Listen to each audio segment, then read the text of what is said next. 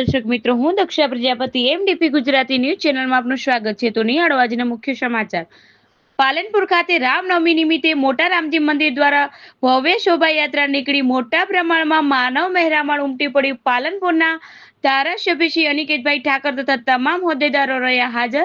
જય શ્રી રામના નાદ સાથે પાલનપુર ગુંજી ઉઠ્યું। અહેવાલ દિલીપસિંહ સોલંકી। વધુ સમાચાર માટે નિહાળતા રહો એમડીપી ગુજરાતી ન્યૂઝ ચેનલ।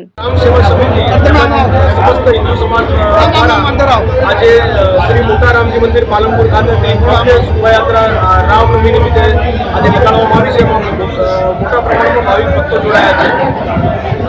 आ रथयात्रा पालनपुर परंपरागत जो रूट है एना पर परिभ्रमण कर साँजे निज मंदिर परत आवशे। जय जय श्री राम, जय जय श्री राम, जय जय श्री राम, जय श्री राम, जय जय श्री राम, जय जय।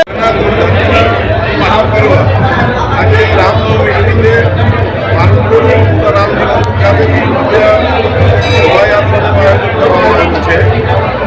એમ તો આ વર્ષે 13મી રામનવમીની શોભાયાત્રા છે અને આ શોભાયાત્રા પાલનપુરના જે મુખ્ય રાજમાર્ગો છે એના ઉપરથી બધે પ્રસારિત થઈ અને સાંજે નિજ મંદિર પર ફરશે। આ આશ્રમના પરમ પૂજ્ય શ્રી 1008 મહાન શ્રી રાઘવદાસજી મહારાજ અહીંયા રામજી મંદિરનું જ્યાં સુધી નિર્માણ ન થાય પુનર્નિર્માણ 450 વર્ષ પુરાણું રામજી મંદિર પાલનપુરમાં આવેલું છે અને એમનું પુનર્નિર્માણ ન થાય ત્યાં સુધી એમણે અમલનો ત્યાગ કરેલો છે।